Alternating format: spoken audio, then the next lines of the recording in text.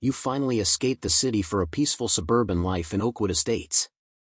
Only to have the HOA president storm your driveway, clipboard in hand, accusing you of being a suspicious outsider and slapping you with fake violations backed by her husband's FBI badge. What this power-tripping Karen never saw coming was that the quiet new neighbor she was terrorizing and slandering was the man who signed her husband's performance evaluations every year. The moving truck had barely left Oakwood Estates when the rumors started. By the end of my first week, folks were whispering that the new guy in the corner house on Maple Lane was probably federal. But the wrong kind. Someone claimed I had too many cameras for a normal person. Another said my late-night visitors looked like undercover types. I knew exactly who was planting the seeds. Karen Thompson, self-appointed HOA enforcement director, had decided I was a threat to the neighborhood's precious standards the moment I pulled up in my plain black SUV. I kept my mouth shut. 22 years at the Bureau teaches you that silence is a weapon. Let them talk. Let her feel powerful. I just watched. Karen showed up on day 3. Right at 7:45 a.m. Wearing a navy blazer with a laminated badge that looked like it came from the same craft store as her dignity. She marched up my driveway like she owned the mortgage. "Mr. Rivera," she announced, already snapping photos of my garage door with her phone. "I'm Karen Thompson, enforcement director for Oakwood Estates. We have standards here. Real standards." She didn't wait for an invitation. She strode straight to my lawn, pulled out a tape measure, and crouched down like a crime scene tech. "Grass height violation," she declared, scribbling furiously. "Section 4.2 requires no more than 3 inches. Yours is clearly 3.1. That's a $200 fine. Payable in 48 hours. I leaned against my doorframe, coffee in hand, and just smiled. "Morning, Karen. Nice to meet you too." She straightened up, eyes narrowing. "This isn't a joke. Mr. Rivera. My husband reviews all serious compliance matters. He's with the FBI. We take community safety very seriously." There it was. The magic words. She dropped FBI like it was a royal flush. I nodded politely. "Appreciate the heads up." She left a bright yellow citation on my windshield and marched off. Chin high. Already dialing someone to spread the word that the new guy was non-compliant. That night I read the actual HOA bylaws cover to cover. Section 4.2 didn't exist. Grass height wasn't even mentioned. But the fines kept coming. Day 9, unauthorized flag bracket. My American flag was hanging 2 inches too low. $300. Day 14, excessive vehicle presence. My brother visited for one afternoon. Another $400. Each citation came with the same line: "Agent Thompson has been notified for federal compliance review." She even forged a little signature that looked vaguely official. I stayed quiet. I smiled. I paid nothing. And I started taking pictures of every single piece of paper she left. The neighborhood was scared of her. Old Mrs. Alvarez from 2 doors down crossed the street whenever Karen's white SUV appeared. The Park family stopped letting their kids play basketball in the driveway after she threatened to report them for noise pollution that could attract federal attention. One single mom, Sarah, paid every fine without question because Karen had mentioned how child services sometimes gets involved in unstable housing situations. It was textbook intimidation dressed up as neighborly concern.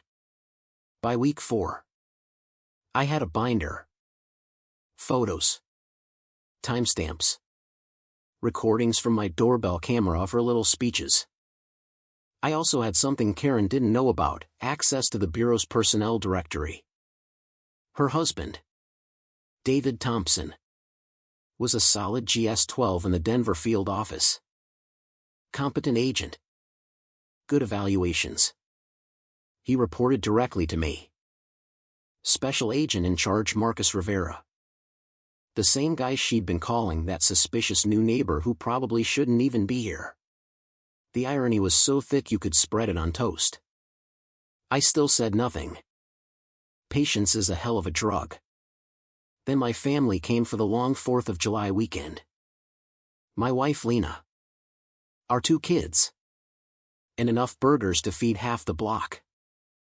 We kept everything quiet. Music low. Cars parked legally. Flags regulation height. Thank you very much. Karen watched from across the cul-de-sac the entire time. Clipboard and permanent residence under her arm. Sunday afternoon she made her move. I was flipping burgers when 2 local police cruisers rolled up. Karen marched behind them like a conquering general. Face glowing with righteous confidence. Officers, she called out in that sweet, concerned voice she saved for authority figures. I'm so glad you're here. This is a federal safety issue. My husband is FBI. And we've seen patterns here that require immediate attention. The younger cop looked tired. The sergeant just sighed. They'd clearly met Karen before. She pointed straight at my kids playing cornhole. Unsupervised children near the street. Possible code violations. And the new resident has been documented engaging in suspicious activity. Multiple vehicles. Strange hours. I have photos. Lena stepped forward. Arms crossed. Ma'am. Those are our children. On our property. Having a normal holiday.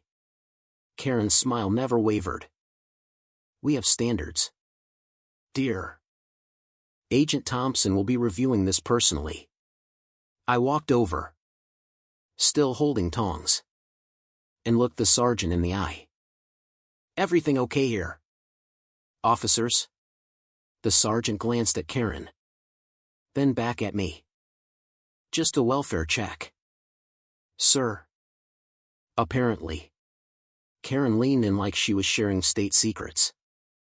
You should know this resident has been non-compliant since day one. My husband says cases like this sometimes involve higher scrutiny. I almost laughed out loud. Higher scrutiny. From the guy whose annual review I wrote. The police left after 5 minutes of awkward small talk. No citations. No problems. But the damage was done. Neighbors were peeking from windows. The rumor mill was about to go nuclear. That was the moment I decided playtime was over. 2 days later. Karen escalated to nuclear herself. She showed up at my door at 8:15 a.m. with her brother-in-law in tow. Both carrying clipboards labeled Federal Family Safety Assessment.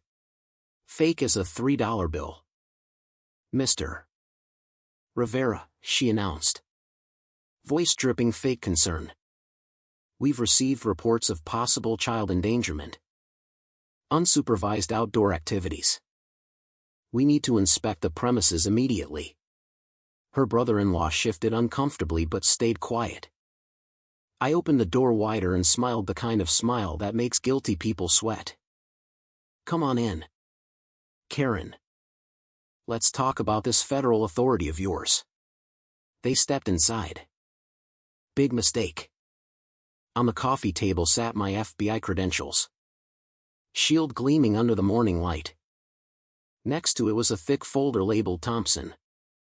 Karen evidence package. Karen's eyes landed on the badge. Her face went through a beautiful series of stages: confusion, recognition, dawning horror. I didn't raise my voice. I didn't need to. Special Agent in charge Marcus Rivera. Denver field office, I said calmly. Your husband David reports directly to me. Has for 14 months. I sign off on his performance reviews. His promotions. His assignments. David's name hit her like a slap. She actually took a half step back. That's impossible, she stammered. You're the new guy. The suspicious. The one you've been slandering for weeks? I finished. The one you've been extorting the entire neighborhood using fake federal threats in your husband's name? Yeah. That guy. Her brother-in-law suddenly found the carpet fascinating. I opened the folder.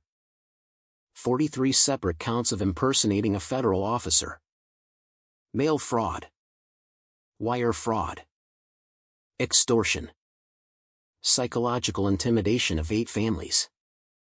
Threatening children with fabricated child services investigations. Want me to keep going? Karen's perfectly composed mask cracked right down the middle.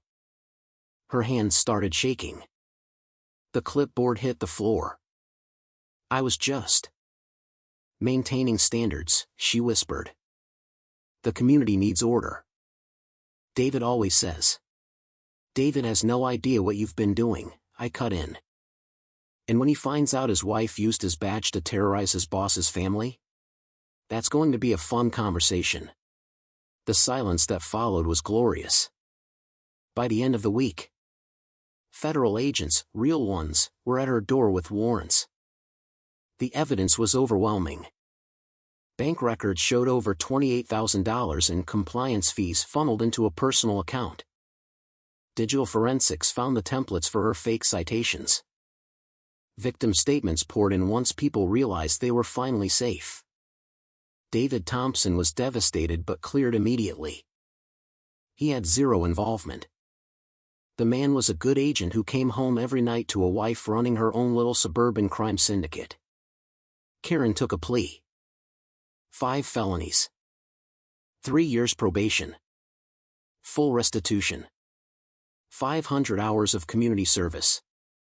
And a permanent ban from ever serving on any HOA board again.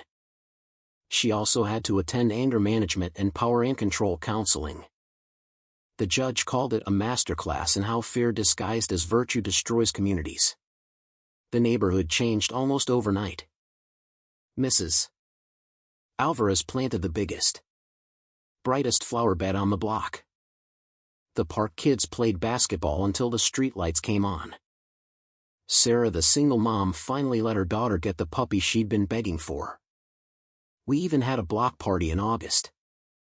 Real one. No clipboard required. I sat on my porch that night watching kids chase fireflies while parents laughed over cheap beer.